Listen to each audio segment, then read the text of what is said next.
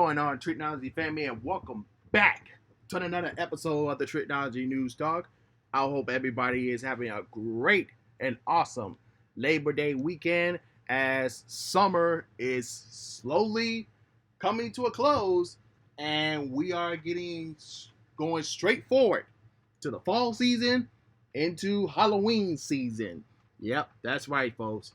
As always, coming to you live from the Tricology Studios here with another movie review for you guys today, and also some mainstream news to talk about on this episode here tonight. So let's not waste time, folks. Let's get into some mainstream news, and our first piece of news is Oppenheimer has officially passed Deadpool for the number 2 all-time rated R film. So, we're going to look at the top 9 all-time highest grossing rated R films. So, well, actually top 10 if we include the Oppenheimer here. So, coming in at number 10 is The Hangover Part 2. Coming in at number 9 is Logan. Then at 8, you have The Passion of Christ. Then at number 7, you got the Detective Chinatown 3. At number 6, you got the reboot of It, the reboot version. Then at number 5, we got The Matrix Reloaded. And then of course at number 3 and number 4, you have Deadpool and Deadpool 2. And then right at number 2 there, you got Oppenheimer.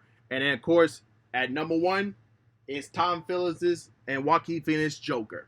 So that's your top 10 all-time highest grossing rated R films. So Oppenheimer is making some great money, man. And like I told you before, it's not gonna go digital until October. So it's got a huge long month to go to keep making more numbers. And what can I say? The Barbenheimer is not going to stop. I mean, even though I said that Barbie is going to hit digital in a couple weeks, but we just got news that that Barbie's going to be back in theaters, but this time in IMAX screenings and also showing post-credit scenes that we have not seen from the original cut. So Barbie is going to be back in theaters, but in IMAX screening. So that's definitely to look forward to there. And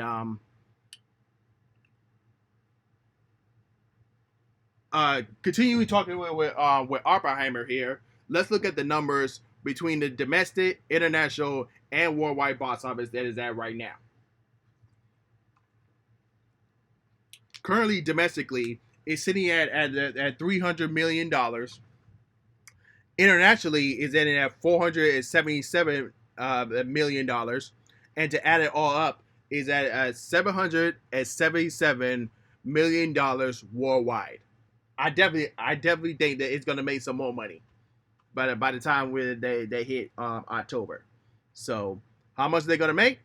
I don't know. Because I do think September and October is probably going to be a slow month just because of what's going on with the strikes and everything.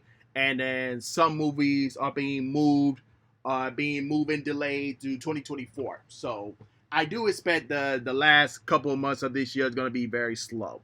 But we'll see how that goes.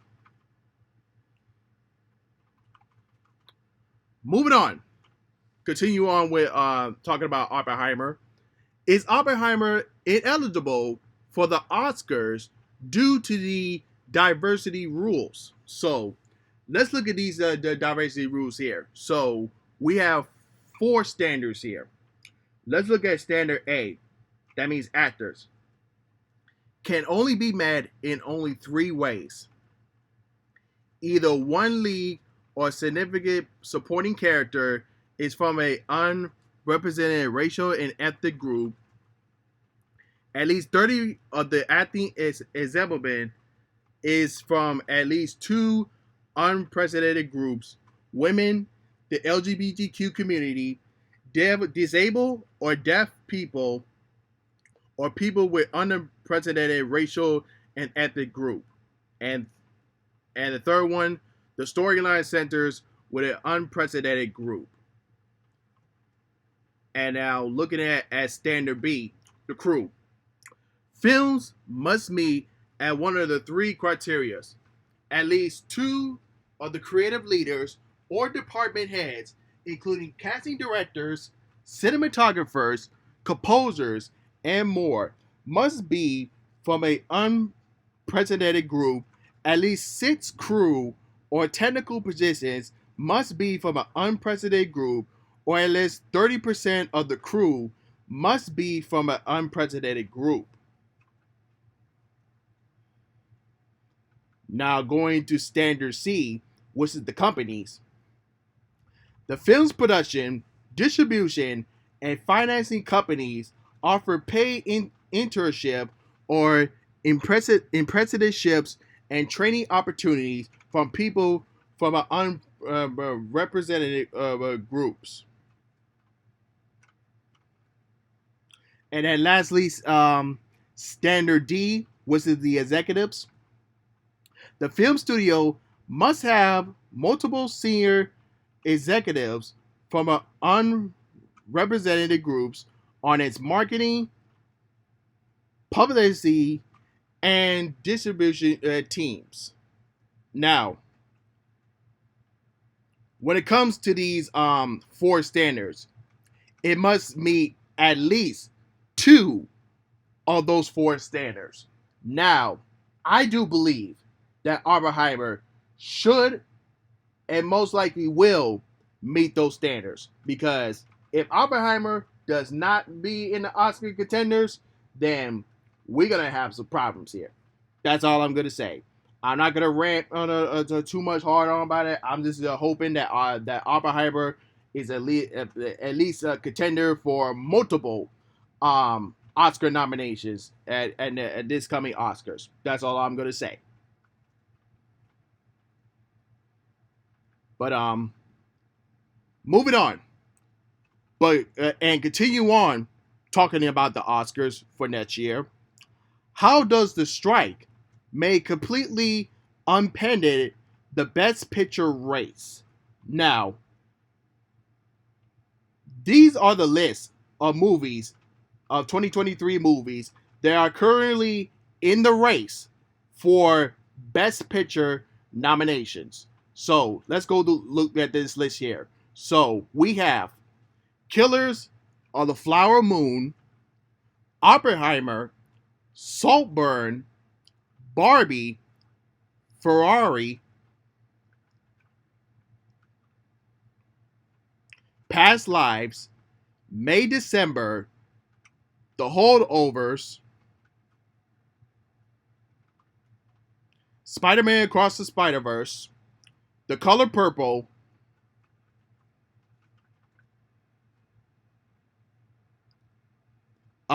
Manchito. I don't know how to pronounce that, but continue on.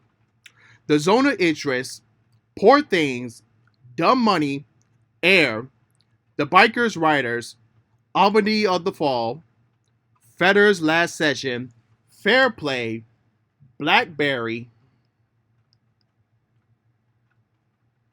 All of Us Strangers, Napoleon, Wish, The Iron Claw, The Killer, Rustin, The Boys in the Boat, Burial, Are You There, God? It's Me, Margaret, and El Canto. Now, looking at these lists here, half of those movies have been released.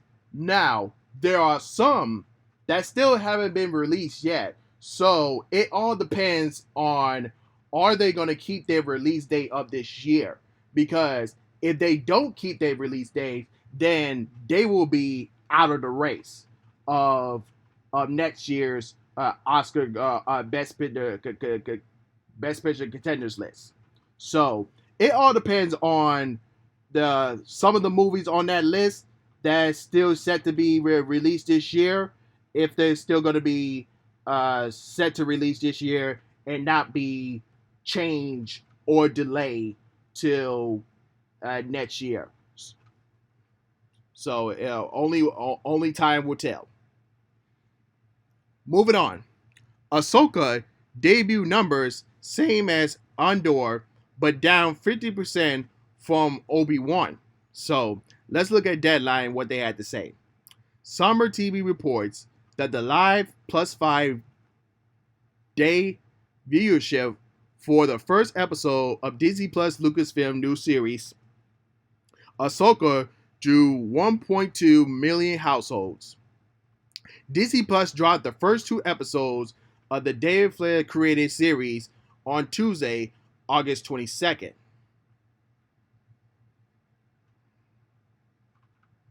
The second episode clocked in at 956K US households. Ahsoka is a live-action sequel series to the EP Fletcher's Lucasfilm animated series Clone Wars and Rebellion, another toon series that he created. Ahsoka's first episode rating was even the first episode of the Tony Gilroy created Star Wars series Andor, which also pulled in at 1.2 million households over its live +5 day. Andor debuted on Disney Plus on September 21st, 2022. However, the ratings for Ahsoka Episode 1, Master and Apprentice, are down by 50% from the live +5 day of Obi-Wan Kenobi, which dropped on May 27, 2022, which that the Jedi Force pulling in at 2.4 million households. So that kind of tells me that people were more interested in Obi-Wan than Andor and Ahsoka. So it only depends on how Ahsoka does for the rest of this season. It just got started. So we'll just wait to see how it does. Because I think it's going to end in this month. Because I remember they did a Disney Plus promo what's coming out in September. So I think the whole season will end by the end of September. So we'll see how they go from there. But moving on from that,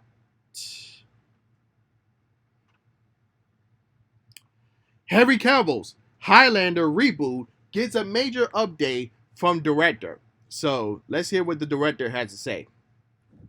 I think we have some good elements now. The trick is when you have the tagline, there can only be one.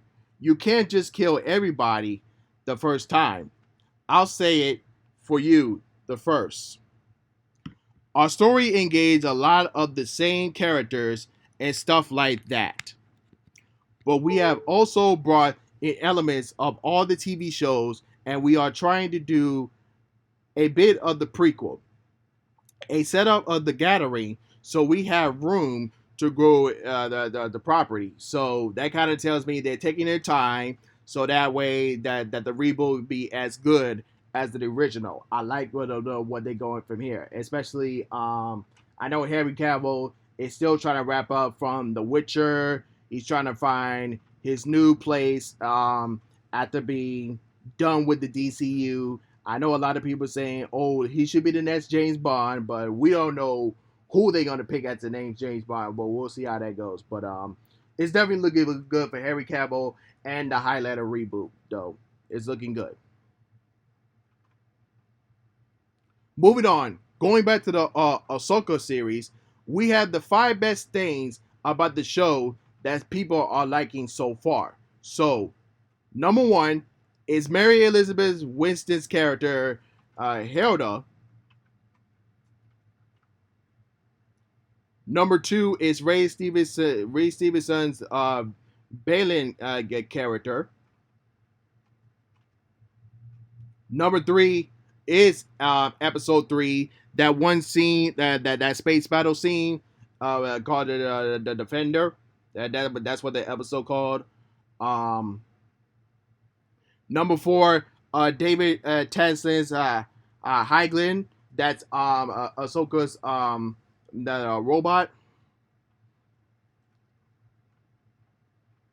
And number 5, the Chopper. That's another robot as well. So let me know in the comments below, what are you liking about Ahsoka so far? If you're watching on YouTube, let me know in the comments below.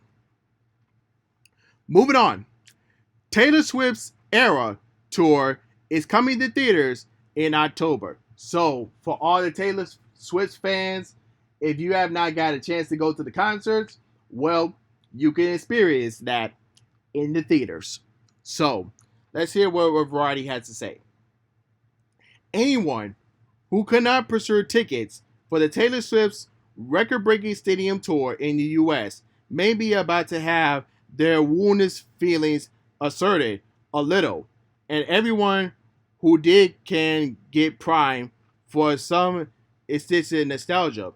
A filming reminiscing of the Taylor Swift's Era Tour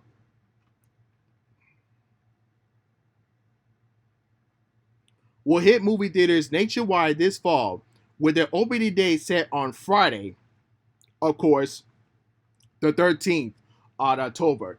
So, if you guys haven't heard already, The Exorcist Believer was supposed to come out on Friday the 13th. But after hearing this news,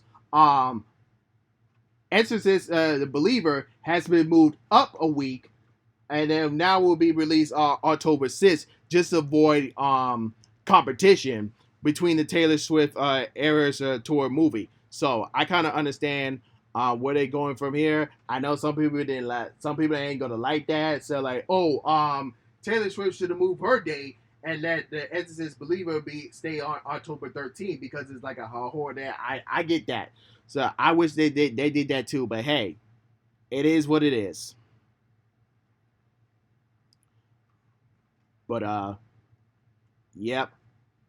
Not much I can say about Taylor Swift. All I know is that it's gonna be released in different locations, in IMAX, the Dolby Cinema, Cinema XD, Regal's, the 40XX, all that good stuff. So that's all I can say much about that. Moving on. Jay Gallagher's Roadhouse remake is getting a rated R rating.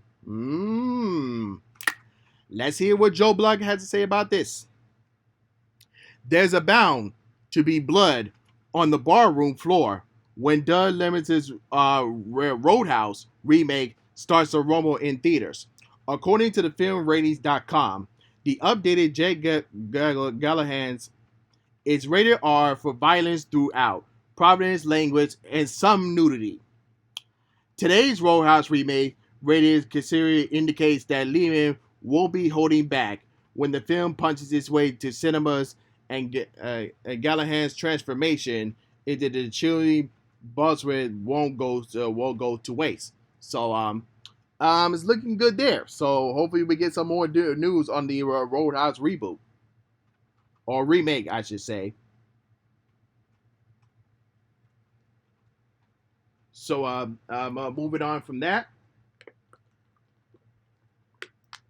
Disney Plus channels like ESPN, ABC are pulled from the Charter Spectrum cable.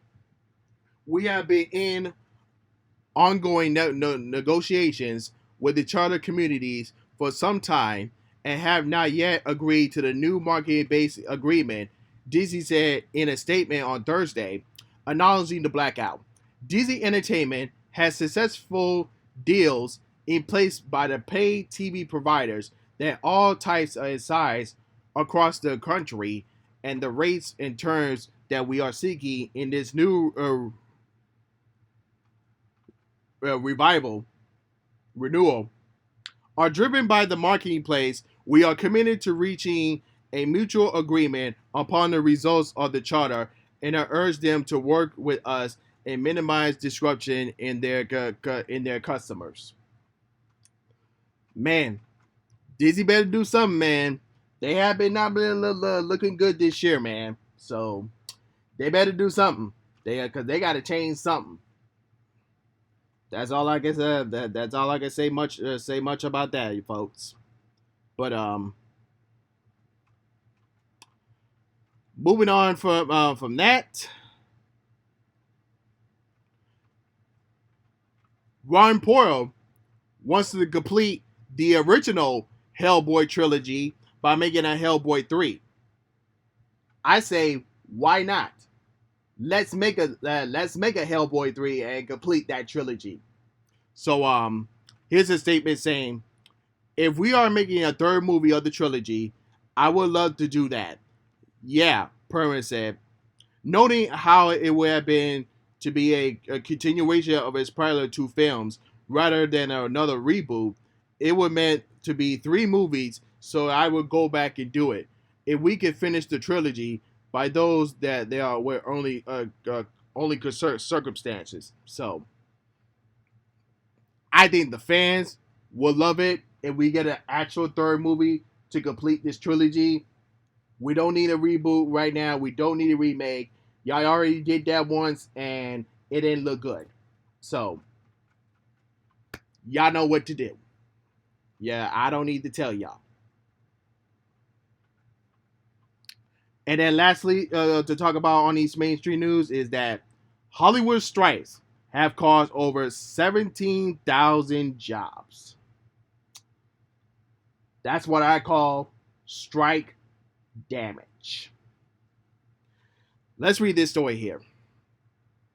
The ongoing Writers Guild of America and the SAG-AFTRA strikes are beginning to hit Hollywood's labor pool according to the U.S. Border Labor Status in figures released on Friday. The film and TV and music industries shed 17,000 jobs in the last month.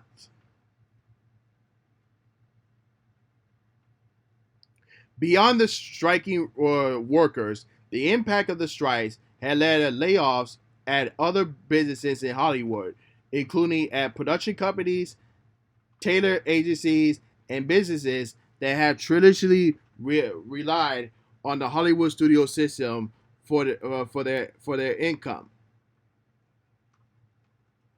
On Thursday, California State Treasurer Fiona Ma sent out a letter to the studios asking them to return to the negotiation table. The impact of these 2 strikes paralyzed Hollywood and reverberates across the state, affecting countless businesses, thousands of pressure funds, benefacting, and millions of Californians, Ma wrote. I've been telling y'all what y'all need to do. Pay your actors and pay your writers, and everything will be fine. And make a change after this strike. That's all y'all need to do. But I feel like this strike is going to continue on until like freaking next year. But we'll see how it goes. But that's all the mainstream news I have for you guys today. So let's get into our big topic for today. Is that with another movie review for y'all, and that is Equalizer 3, starring Denzel Washington, and of course directed by Antonio Ferguson. And let me tell you something. When it comes to the Equalizer franchise, it is up there with the John Wick series, the Taken series, and the Bourne series. Now, as far as the Equalizer franchise goes, now we have 3 movies and a series. The series with Queen Latifah. So yeah, so we got a franchise on our hands. Now, when it comes to Denzel Washington, one of the greatest actors of all time. Now, Denzel Washington, out of all the movies he's done, He has never done a sequel until Equalizer 2. Now, with Equalizer 3, he's got a trilogy on his hands. That's something that he could say for the first time. And it comes when it comes to the Equalizer movies, like it's one of those trilogies that never failed. Like you could definitely watch those Equalizer movie over and over and over again. So continue talking about with the Equalizer 3. Um, After being wounded in a mission in Scully, Italy, Robert McCall discovers that his new friends are under control of a Karma, which is a dangerous mob, and is set out to free them from their massacre. So the only thing I would say, what was lacking in this third Equalizer movie is it didn't really have a lot of action. Um, like in the first two did. That's the only thing I would say a negative about, because most of the time in this movie was very positive. And another thing I would say too, it definitely had its slow moments at times, but when it started to like get to that moment when it started about to happen, that's when they start pushing the pedal button on there. So yeah. Um, One of the great things I would say about this, man, the kills were absolutely gruesome in this movie. Like when when Robert Carroll was start killing them bad guys, he went like full dark vigilante on them. Like those kills, like like he was channeling his inner Jason Voorhees or Michael Myers. Like it was so gruesome. Oh my god! Like you have one of your vigilantes like that comes out at night and all the bad guys are afraid. That's what that's what that's like. Oh my goodness! Like it was crazy. Um, This movie also reunites Denzel Washington and Dakota Fanison, if I ever pronounced her name right. But the last movie that they did together was Man on Fire, and that's when Dakota was a child at the time. But now she's more grown up, and she plays like a CIA government agency type character who helps Macau in what's going on between these between the mob that's terrorizing the families and their homes and their businesses and all that other stuff. But yeah. But other than that, man, um, I wouldn't say the third one is my favorite. Um, I would say the first one is my favorite, but it's not. But the third one is not bad at all. It is not. It is really, really, really good. Not the best, but really good to watch. Like I said, um, this completes the trilogy here. I don't think they make a fourth one. I highly doubt it. Just by the how the third one ended, I highly doubt they will make a fourth one. But you just might never know. And if they don't make a fourth one, then I'll be satisfied because the way the third one ended, it definitely closes out that's a great trilogy there. That's all I can say um, about that. And I would definitely give this movie a B plus. It is absolutely really good. If you're a fan of the Equalizer, if you've seen the first one, if you've seen the second one, you definitely need go see the third one. That's all I can say about that. And of course, you already know Denzel is great. He never fails. That's all I can say. But that's all I have for you guys today. If you're watching me on YouTube, don't forget to like, comment what are your thoughts and opinions that I talked about today on this episode. And don't forget to share, subscribe, and hit the notification bell when new episodes are uploaded. And of course, if you listen to me on Spotify, Google Podcasts, Apple Podcasts, or any other podcast streaming platform, don't forget to follow me there as well. But other than that, folks, this is Trico, and I'm signing off. Peace, y'all.